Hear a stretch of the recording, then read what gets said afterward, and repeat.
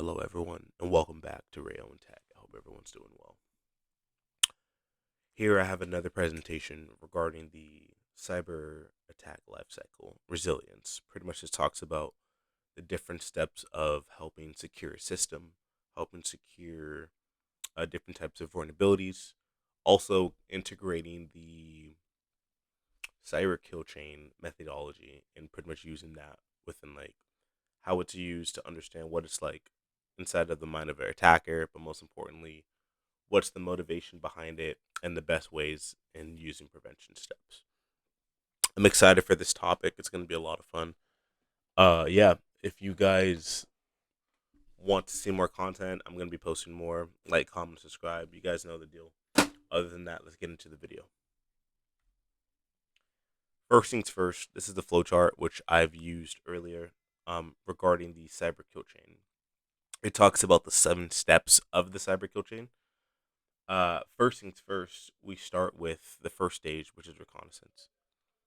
Reconnaissance is known as a stage where active surveillance is used in order to pretty much understand whomever the actual target is. So the way the cyber kill chain kind of works is usually when a cyber attack occurs, these are kind of like the stages of how it occurs. So we start with reconnaissance first. The second stage is known as weaponization. Pretty much this stage is known as when malicious malware and scripts are created against the actual victim itself. What attackers like to do usually is create backdoors in order to maintain unknown access to the systems, to the victim systems. Kind of branching off of the first reconnaissance point of the cyber kill chain. What's interesting about this is that we see that the OSINT, which is the open source intelligence framework, pretty much that's known as like an open source way within the internet of looking for excuse me for looking for potential breaches. So pretty much any internet facing content. So let's say we go to a website and we look at the CEO and also whomever the board members are. That's open source intelligence because it's already available to the public. So that can be kind of used in order to gain the reconnaissance step. Third step is delivery. This is known as the active stage of transmission within the actual payload. So we see that um, some of the most common types of delivery techniques are phishing as well as spoofing. So pretty much phishing occurs when a malicious user creates some sort of fake type of like email, fake attachment in order for the actual victim to click on it. And then that pretty much opens up the next stage, number 4, which is exploitation. Once it's delivered and downloaded, the attacker starts the exploitation of the actual system. Usually, this is written by like some malicious code, and what the actual point of this is that it needs to be executed onto the target system, which links into the 5th step of installation. So, similar to what I was saying about backdoors, what backdoors are is that an unauthorized user has access granted to an actual system without the permission, and pretty much no one's able to see that they have access. And so, what's really scary about backdoors is that you may not know that there's a backdoor in your system, and if you're passing on sensitive like credential information, that can be like taken and like spoofed. And so, the main purpose of these type of attacks is number 6 is command and control. So when an attacker gains access to a system once installation has been installed on there, what they will try to do is be able to overrun the actual system itself, as well as pretty much command the system to extract sensitive information without the user's consent. So we've seen this with like attacks such as like DDoS, where DDoS is an area, a distributed denial of service attack, in which what would happen was they would be able to flood a system with like a whole bunch of like different types of bots, and that can pretty much like crash a network and crash a system, which creates a vulnerability. Lastly, action on objectives is pretty much is we understand what is the actual reasons why the attack can occur. Following the actual cyber kill chain structure itself, pretty much we talk about the motive about the attacks. And so this kind of leads into my next point of breaking down the cyber kill chain of each step of why each of the motives are there, but most importantly, the best prevention steps at the same time. Number one, we start with reconnaissance. So, reconnaissance, I've already mentioned it earlier. The best steps in terms of preventing reconnaissance is that we use active threat intelligence tools as well as monitoring tools to help scan activity within like a network and a system. Using tools such as web application firewalls, intrusion detection systems, intrusion prevention systems, these can pretty much help block reconnaissance motives in itself. And so, pretty much having these monitoring tools is very useful because at least it could help kind of understand where you are in the actual cyber kill chain, and at least these are some great prevention measures to help you out at the same time. The second stage we start with is weaponization. So, as I mentioned earlier, weaponization is pretty much like the actual payload itself of what is going to be used. So, the best prevention steps for this would be integrating the best tools such as testing code within like a development environment. And what's really nice about this is pretty much if you use like a sandbox type of environment and also use development, it helps pretty much control any code which may be released to the public, but it also helps you scan for potential vulnerabilities just in case you don't want those to become exploits if they're not fixed. Additionally, the practice with the use of secure coding practices will help shorten vulnerabilities which can occur within the system. So, one of the most common vulnerabilities is known as a SQL injection. And this is done by not having proper database management as well as like good access controls and also error handling as well. So you can kind of see that at least using these type of steps helps prevent these type of potential attacks from occurring. So that's just an example of how it works for prevention steps for stage two of the cyber kill chain. Number three, we talk about delivery. One common instance is having user awareness regarding potential phishing and social engineering attacks. What's very important about this is that we need more awareness campaigns, we need more trainings to understand the signs of what may be conducted as a phishing email, what might be conducted as a smishing like text message. Also, for anyone who may be like board members, it's very important to understand that whaling is also option as well of what may occur. And so you wonder what whaling is. Pretty much think of fishing, but think about whales. Whales are very big targets.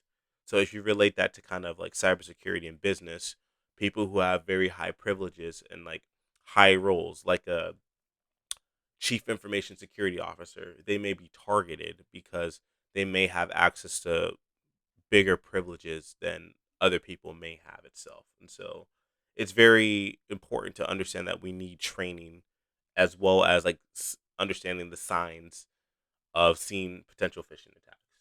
Additionally, having built-in malware scanners to implement antivirus solutions will ensure potential delivery of malicious payloads are pretty much subsidized. And so, a great example of that is Malwarebytes. Malwarebytes is free. It's on the Google Play Store. It's also on the Apple App Store as well. You download it, you click it, and it scans for any potential vulnerabilities or malware which may be in your system. If it finds it, not only will it block it, but it will restart your system at the same time. So that's like a very great way of having like a great prevention measure in terms of delivery. Number four of the cyber kill chain is exploitation. So it is important to ensure that all software and critical applications are patched and updated regularly. This can be done with using automation, and it also helps ensure that security vulnerabilities are consistently patched within each update. What's very important about this is that we've seen there's a lot of exploits which have happened. Just recently, there was a hack against a Microsoft third-party vendor, which what happened was it stopped a lot of the Microsoft services which were used within the actual infrastructure today. So it pretty much what happened was I think it was called CrowdStrike. they didn't update their software, and because of that, a vulnerability occurred in which they exploited a Windows vulnerability. And because Windows is a very common operating system which is used throughout our infrastructure and our business today, it affected airlines. So because of that, more flights got delayed. Even in hospitals as well, they weren't even able to chart. And so you kind of see the importance of what it means to have patch management as well as like updating your system. Because if you don't update it, potential vulnerabilities could occur. So this is very important to understand and have at the same time. Number five is installation. The best prevention steps in terms of installation is using endpoint detection. This is very helpful in ensuring that any potential malicious software or applications is detected and is also terminated. Because what this does is it helps pers- uh, prevent the spread of potential like worms. And worms are like viruses where they'll go into one side of an application or like a critical infrastructure, and they'll continue to multiply, continue to move, and continue to infect anything else which is associated with it. And so, what's great about having endpoint detection is that it pretty much helps ensure that not only the mitigation of any damages which may occur, but it also helps make sure that no more damages can occur. So, it detects malware, which may seem legit, which is known as a Trojan, and it still scans it and monitors it to ensure protection and integrity of like data and whatever sensitive information you're protecting as well. Number six is command and control. The best prevention steps for this is having a segmented network. Would be beneficial, ensuring that no unwanted traffic from outbounding areas are present. So I've seen a lot of instances when I was studying for Security Plus, known as a DMZ. This is mainly used within like military personnel in terms of like having segmented networks to ensure that if a network crashes, that it won't affect any critical infrastructure. And DMZ is known as a demilitarized zone. That's what it's known as. Pretty much, it segments a network, isolates it, but it makes sure that if something occurs within that network, it's not going to affect the main network itself. Using a tool such as DNS filtering can help block connections to any domains which may be malicious. DNS filtering is known as filtering the domain of understanding what connections come in and out, and if any domain which may be malicious is intercepting a domain which is supposed to be legit, having this type of filtering makes it a lot easier to kind of monitor and understand uh, why this is happening, and also prevent it as well. And so it's a very great tool of being used. So these are just some like really good steps actually.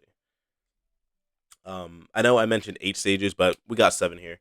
Uh, Last but not least, actions on objectives. So some of the best prevention tools for this prevention steps is using tools such as DLPS, which is known as data loss prevention systems. These are excellent in monitoring data within a company. By using this and additionally having strong access controls like role-based access controls, this prevents unauthorized access, and it also monitors any suspicious activity. So what's really great about this? Just imagine you're working at a company, you get an alert as like a security analyst that around 3 o'clock in the morning, someone is trying to pull sensitive information, sensitive data from a database. What the data loss prevention system, what it's going to do is it's not only going to alert, but it's also going to flag it, and from there it will be able to stop it, at least like attempt to stop it. And then you'll have to pretty much look at the logs, understand what's going on, and then pretty much analyze what's going on from there. But at least having this helps understand the action on objectives, because what's really important here is that you'll see on the next slide is that there's different motives in which attackers do have in terms of cyber attacks. So let's get to that. First things first.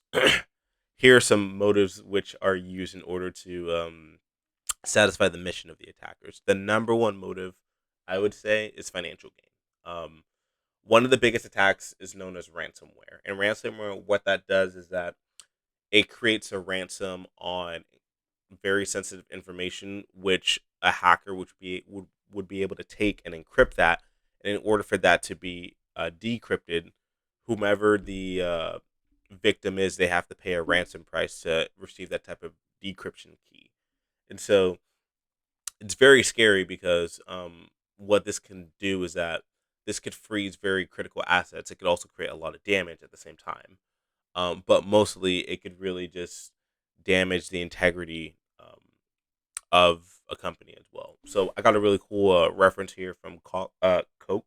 Uh, Pretty much, it says ransomware has attracted great attention from cybersecurity experts in recent years because of the fast growth of its attacks and the creation of new variants capable of bypassing antivirus and anti-malwares. So that's very scary if you actually think about that, because a lot of companies, I think, we're so used to automating our security without really having the proper understanding that we need manual checks. We need to consistently evolve and consistently harden our security infrastructure, because if ransomware attacks are starting to bypass antivirus solutions and anti-malware solutions, it'll make it harder to not only decrypt it, but it'll make it harder to have the best steps of recovering from these attacks as well.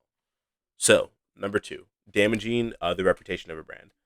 Brands that are targeted in these breaches, not only do they lose reputation, but they also lose integrity and trust of the customers. This was seen with the Target breach in 2013.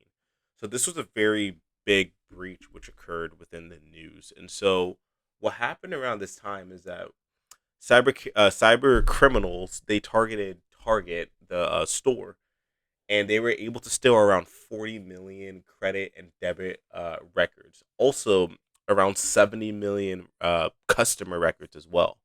Kind of wild, actually. And so, what's scary about this is that the second that happened, we saw that the stock of Target dropped drastically, because a lot of people who had stocks in Target, they pulled out their stocks because they didn't have any trust. And additionally, customers who had like accounts from Target, customers who shopped at Target, they didn't feel safe with their information. And because they were hesitant, Target suffered uh, enormously because of that attack. So that's like a big example of what really happens when damage really occurs from like a ransomware attack. Pretty much like motives from cyber attacks. It doesn't have to be ransomware, but these are type of cyber attacks which can actually occur in real life, and these are the consequences which can occur from it at the same time. Not only did Target have to pay legal fees, they probably also had to like ensure their systems and their security had to fall within compliance at the same time, because if not, then potential attacks can occur, and then it just makes it harder for them to do business and for other companies to do business with a company which isn't secure. So, number three is gaining access to a system. This is very common, where the motive is to steal sensitive information and property over time without the consent of the user. APTs, which are advanced persistent threats, these are pretty much known to have an agenda where they like to steal information against their victims. So this is very interesting. Just recently, I read an article about. I don't know if I have this correctly, but I read an article in which Ukraine was affected by a cyber attack in which their critical infrastructure was targeted for an electrical power grid. And what happened with this, because their power grid was targeted, um, there was a lot of times where they weren't able to do a lot of business operations, and also a lot of their citizens lost power at the same time. And so you can kind of see there's different agendas which can occur, um, but it's very important to understand these type of motives which can occur. And this is pretty much like you have to think of like the mind of an attacker. What are they trying to achieve? But most importantly, what damage are they trying to create at the same time? All right. Lastly, how to apply the cybersecurity lifecycle, the cybersecurity framework, and also the methodologies to establish a cybersecurity system that supports an organization's strategic and business needs and initiatives. Number one, we ensure that risk assessments are conducted to strengthen the assets, also strengthen the security posture, as well as find vulnerabilities within the organization to increase protection and efforts. Risk assessments are very important. That's why we see a lot of companies are required to have compliance audits. because being able to conduct risk assessments, what this does is it helps find potential vulnerabilities and fix it before any of these vulnerabilities can actually be used against pretty much the actual organization itself. And so it's very great to have this because it just ensures that everyone stays on top of their game in terms of security. And, we want to create like a bigger and like safer digital landscape for all. Number two, using tools like monitoring tools such as intrusion prevention system, also intrusion detection system, regularly. It's very important because what this does is that it helps like find any potential security incidents. It creates alerts. It also creates like this around the clock monitoring. And not only does it help find these issues, it also creates a type of mitigation strategy as well. And just it's very important to use these type of tools because having intrusion detection, intrusion prevention, also what I mentioned earlier of data loss prevention will be very beneficial because there's two types of companies. There's companies who have been hacked, who are protecting themselves from being hacked, and companies who do not know that they've already been hacked itself. So being able to have this pretty much helps create not only a better present, but also prepares for the future at the same time. Lastly, creating incident response plans to help prepare for any cyber attacks, and pretty much helps mitigate any potential damage that occurs within a system to critical infrastructure. Pretty much, what's really cool about this is that we see they said the best thing to do is create a plan just in case of an emergency. So you know how when an emergency comes, in every house, everyone usually has like a first aid kit, where it's like, hey, we have essentials. This is what we need. Think of an incident response plan as a first aid kit for cybersecurity for any like potential attacks. And this is very smart for businesses to have because a business which is prepared and when a cyber attack occurs will have less damage occur because they know the proper steps of mitigation of what to take versus a company which is not prepared and they're trying to figure out what's going on and the damage is already being done within the present time. So these are some very great strategies to use and kind of just understand it within like the business perspective, but also within everyday life at the same time. Number four, we conduct security audits. I know I kind of mentioned earlier just about compliance, but security audits are very important because um, it helps not only follow the standard of what needs to be met, but it also ensures that everyone follows compliance and also helps boost security at the same time. So one of the biggest things to follow is the NIST. This is known as the National Institute of Standards and Technology. Pretty much NIST is like the framework of which security needs to be established within companies just to make sure everyone's like information is protected and safe. Number five, having multiple layers of security ensures that all areas are being covered. In case one layer fails, there's more layers which are provided, which help secure the overall system and security. So, one thing I really like about number five is that we see, especially with the use of remote work, there's a reason why companies like to integrate multi-factor authentication, two-factor authentication, virtual private networks, VPNs. What this does is that this creates additional layers of security in case something may fail. And so, what's really great about this is, let's say you're logging on to a company's server, but you're logging on an unsecured network. What the company would usually like to do first, they would like to authenticate just to make sure that the person who you are is legit, but also using an actual VPN, which will create like an encrypted tunnel to make sure that any type of traffic which you have on there is being secure. But also, you need to validate that you can gain access to the VPN credentials. So you kind of see how everything kind of builds on top of each other, creating like a bigger and safer like security infrastructure overall. And so that's just in terms of remote work. But as I mentioned, having a firewall, having intrusion prevention, having intrusion detection, um, using these different types of tools, using risk assessment, having audits, having a um, incident response plan. This pretty much helps build security and like build layers of security over and over. And it's a very great tactic to have overall, just for businesses. Lastly, this is very important. Adopting a zero trust model in which each system needs to be tested consistently. This ensures that the principle of least privilege is implemented. And so, what is very nice about this is that let's relate back to the CrowdStrike example of that recent breach. So, with proper vendor support, you need to ensure that any type of third party vendor you have needs to be tested. It does. I don't. It doesn't matter if they have 5 stars. It doesn't matter if they have a really good reputation. You have to ensure that security is tested, especially when working with very sensitive, critical information. And so, having a zero trust model ensures that even when employees are bringing in their own devices, making sure those are secure as well. Because when we say ensuring the principle of least privilege is implemented, this is known as ensuring that whomever may have a potential vulnerable device, that itself does not become an attack vector in order for someone to use privilege escalation in order to gain access to very critical infrastructure at the same time. And so, yeah, having a zero trust model is very important because it's just like, hey, um, I'm happy that we're using these systems, but at the same time, it's very important to not really have any trust in it automatically. You have to make sure they're scanned, make sure that they go through pretty much rigorous testing, rigorous auditing. But at least doing that creates a bigger sense of security. But most importantly, it creates a bigger sense of just creating like a safer environment overall.